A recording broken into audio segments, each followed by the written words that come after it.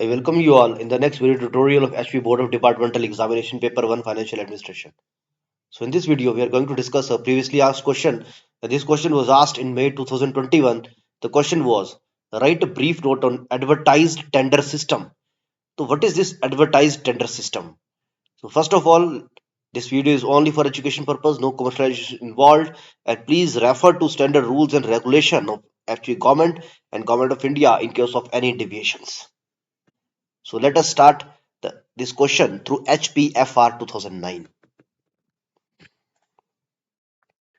Here it is. This is HPFR 2009 and in the chapter number 6, I think अब आपको याद हो चुका होगा, चैप्टर 6 है procurement of good and services से संबंधित, और इसमें हमने काफी कुछ कर लिया है अभी.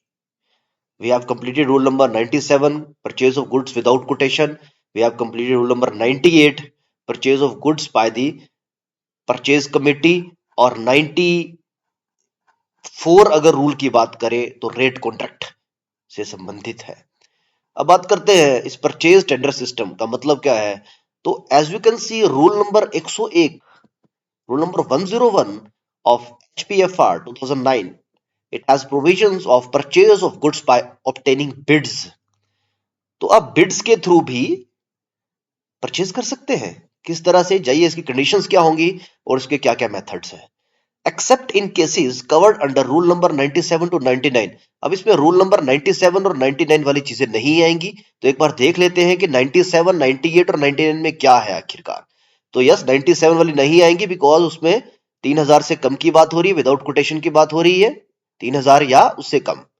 98 की बात होगी तो इसमें एक परचेज कमेटी का गठन किया जाएगा और ये 3000 से लेकर 1 लाख तक इसका कॉस्टिंग है गुड्स की. और अगर 99 की बात करेंगे तो इसमें तो डायरेक्ट ही आप गुड्स परचेज कर सकते हैं. किसके थ्रू? रेट कॉन्ट्रैक्ट के थ्रू. और इसमें भी हमने एक अमेंडमेंट की थी जो जेम के रूल्स में अमेंडमेंट की गई थी, वो भी हम कवर कर चुके हैं. तो 97 टू 99 आपने रूल देख लिए. तो इनको छोड़कर ये बोल रहे हैं रूल्स के हिसाब से procurement entity shall procure goods under the power refer to in These rule by the following standard methods for obtaining bids. कुछ एक मेथड्स हैं वो फॉलो किए जाएंगे, जैसे कि advertise tender system, limited tender system and single tender system.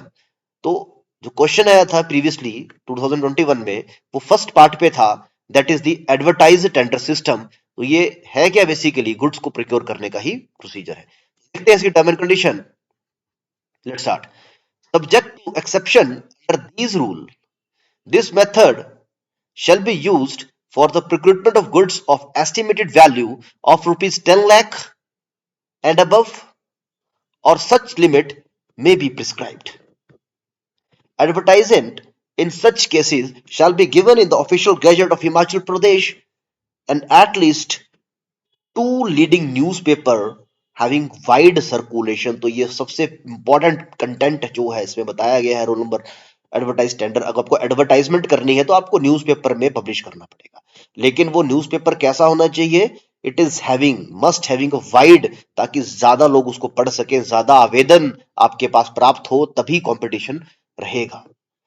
तो कम से कम 2 ऐसे लीडिंग न्यूज़पेपर्स होंगे जिसमें आपको ये जो आपका टेंडर है, डॉक्यूमेंट है, वो पब्लिश करवाना पड़ेगा, वो एडवर्टाइज करवाना पड़ेगा बेसिकली.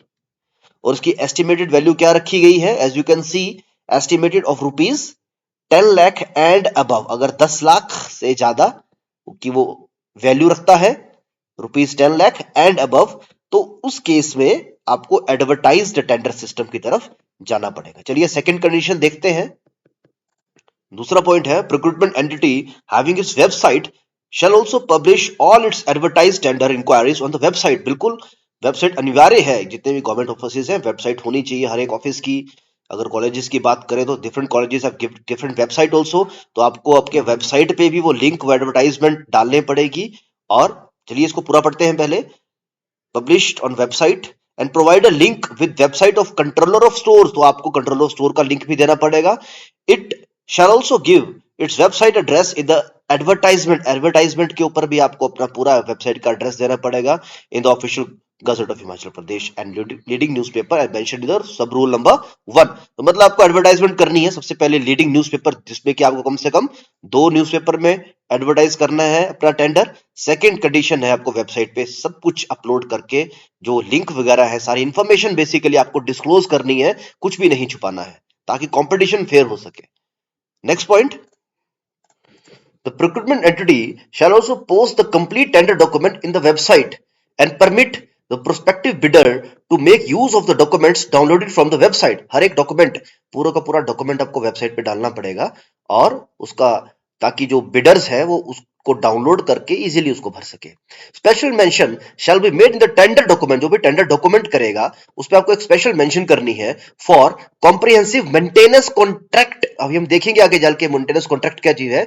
वेर एवर रिक्वायर्ड, अब जहां पे भी मेंटेनेंस कॉन्ट्रैक्ट है स्पेशल होता है एक, हम देखेंगे आगे वीडियोस में, वो आपको मेंशन करना पड़ेगा आपके टेंडर डॉक्यूमेंट में। If such a downloadable tender document are priced there shall be clear instruction for bidding to pay. अगर आपने टेंडर डॉक्यूमेंट का प्राइस फिक्स किया हुआ है, मान लीजिए आपने टेंडर डॉक्यूमेंट का प्राइस 250 रुपीज रखा है या 500 रुपीज रखा है, तो वो सब कुछ आपको मेंशन करना पड़ेगा कि हमारे टेंडर डॉक्यूमेंट का इतना प्राइस है, ताकि सब कुछ ट्रांसपेरेंट रहे। Next point, the minimum time to be allowed, ये बहुत इंपॉर्टेंट है। The minimum time to be allowed for the submission of bid shall be 3 weeks। अब ये weeks कहां से स्टार्ट होंगे? From the date of publication of the tender notice or availability of the tender document for sale whichever is later। जो भी चीज होगी, ये 2 कंडीशंस दे रखी हैं। 3 वीक्स का, 3 सप्ताह का टाइम दिया जाएगा from the date of publication of tender notice और availability of the tender document for sale. या तो पब्लिकेशन की डेट देखेंगे अगर वो पब्लिश हो गया, या वो जब से अवेलेबल करवा देंगे, जो भी ऑफिस कंसर्न है वो उसको अवेलेबल करवा देंगे, वो डेट इसमें देखी जाएगी। Next point, where the procurement entity contemplates obtaining bids from abroad. मान लीजिए आपने विदेश से कोई सामान मंगाना है तो टाइम इंक्रीज करना पड़ेगा। उस एवज में, उस कंडीशन में 4 हफ्ते का समय रखा गया है और दोनों के लिए सेम रहेगा, वो डोमेस्टिक और फॉरेन बिडर्स के लिए।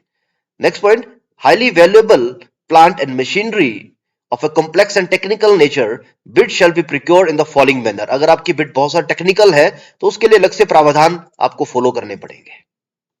तो क्या प्रावधान है? टेक्निकल नेचर के कारण, होने के कारण, मान लीजिए आपने कोई मशीन मंगानी है तो उसमें टेक्निकल स्पेसिफिकेशंस होंगी, तो उसके लिए फाइनेंशियल बिड और टेक्निकल बिड का अलग से डिटेल बनाने पड़ेंगी, डिटेल मांगने पड़ती है। देखते हो क्या है। तो technical bid consisting of all the technical detail along with the commercial terms and condition and the financial bid indicating the item wise prices for the items mentioned in the technical bid। तो इसमें basically आप 2 तरीके से document मंगाओगे। एक document का नाम होगा technical bid और दूसरे का नाम होगा financial bid. Now let me show you an example of the document also. This is the tender document of government of India. मैं आपको एक एग्जांपल के लिए डॉक्यूमेंट दिखा रहा हूं। This is the tender document. Part 1 में टेक्निकल बिड है, उसके बाद ये एक इंडेक्स दे रखा है as you can see, part 1 technical bid page number 3 to 87, और इसका एक पार्ट 2 है जिसको हम बोल रहे हैं financial bid page number 89 to 95। तो जब भी टेंडर डॉक्यूमेंट प्लेस किया जाता है, टेक्निकल बिड और फाइनेंशियल बिड मांगी जाती हैं, बेसिकली इनके अलग से प्रोविजंस हैं। तो अगर हम टेक्निकल बिड पे फोकस करें तो जो कि पेज नंबर 3 to 87 है, तो एज यू कैन सी उसमें सारी की सारी स्पेसिफिकेशंस की अगर हम बात करें तो सारे का सारा जो स्पेसिफिकेशन है, किस तरह काम होना है। मान लो कोई मशीन मंगवानी है आपने, तो उस मशीन में किस तरह के कंप्रेसर्स यूज होंगे, उसकी हाउस पावर कितनी होगी, मतलब each and every aspect of technical regard has been covered in the technical bid section.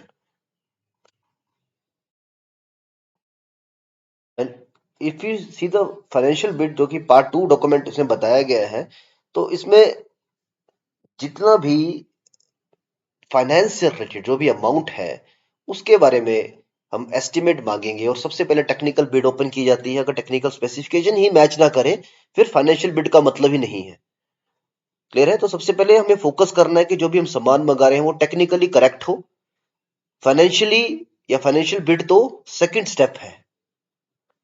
I hope this is clear. चलिए एक बार दोबारा पढ़ते हैं। Technical bid consist of all the technical detail along with the commercial terms and conditions। सारी की सारी technical bid में लिखी जाएंगी जो भी टर्म एंड कंडीशन है। और the financial bid indicating the item wise prices, हर एक आइटम के सामने उसका प्राइस होगा।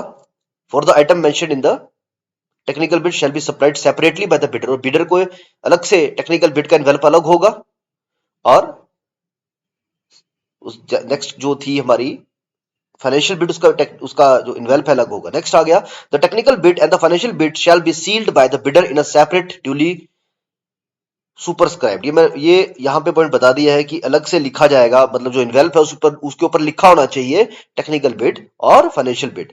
बोथ दी सील्ड कवर, जैसे कि आपको बता दिया सील्ड कवर होगा, shall be packed in bigger, मतलब आपके पास 3 लिफाफे बनेंगे, एक आ गया टेक्निकल बिड का, दूसरा आ गया फाइनेंशियल बिड का, और एक बड़ा लिफाफा होगा जिसमें आपको ये दोनों चीजें प्लेस करनी है। तो उसका भी प्रोसीजर बताया गया है और ये आपको फॉलो करना है।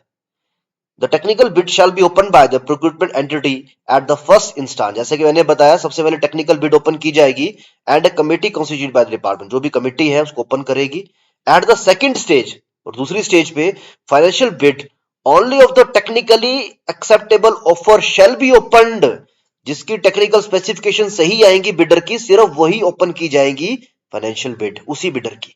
अदरवाइज अगर किसी की टेक्निकल बिड मान लो सही नहीं आई है, स्पेसिफिकेशन सही नहीं है, तो उसकी फाइनेंशियल बिड ओपन करने का मतलब ही नहीं है, वो उसी स्टेज पे रिजेक्ट हो जाएगा। आई थिंक दिस इज क्लियर। तो देखिए, एक है टेक्निकल बिड और दूसरी है फाइनेंशियल से रिलेटेड। क्लियर है? आपके पास दो इनवेल्प आ गए, एक में आ गया टेक्निकल, दूसरे में डाल देना आपने फाइनेंशियल, और एक बिगर इनवेल्प होगा जिसके अंदर आपने टेक्निकल बिड भी आएगी और फाइनेंशियल बिड भी आएगी, और दोनों के ऊपर पूरा का पूरा लिखा जाएगा कि इस डॉक्यूमेंट क्या है। टेक्निकल बिड है तो उस पर सुपरस्क्राइब लिखा जाएगा मतलब, और फाइनेंशियल बिड के ऊपर भी लिखा जाएगा। उसके बाद वो इस इन्वेल्प पे जाएंगे जिसको सील किया जाएगा, और उसको जो भी माध्यम होगा उससे सप्लायर द्वारा, बिल्डर द्वारा भेजा जाएगा। तो दिस इज द प्रोसीजर। और अगर मान लीजिए टेक्निकल बिड जो है वो सही नहीं आई किसी कंपनी की, किसी बिडर की, किसी ऑर्गेनाइजेशन की, तो उसकी फाइनेंशियल बिड ओपन ही नहीं होगी, मतलब ही नहीं है। मान लो किसी की सही आ गई टेक्निकल बिड, तो उसका फिर फाइनेंशियल बिड भी चेक की जाएगी, उसका फाइनेंशियल स्टेटस चेक करके क्या सारे डॉक्यूमेंट्स ठीक है, उसको फिर आगे प्रोसेस के लिए हम अप्रूव करेंगे। Next point, all the term conditions, stipulation, information to be incorporated in the tender document shall contain instruction to bidders, condition of the contract, schedule of requirements, specification, and allied technical details, price schedule, contract form, and other standard forms if any to be utilized by the procurement entity and the bidder। सारी की सारी details हमने ये already discuss कर लिया। point next, the bid received after the due date, बिल्कुल नहीं, बिल्कुल कंसिडर नहीं किया जाएगा अगर कोई ड्यू डेट में आ जाती है। तो I think this is clear to you. This is the simple advertise tender system by under rule 102। Rule 102 में क्या है? Rule 102 advertise tender system, rule 102 advertise tender system. Thank you all for patient listening.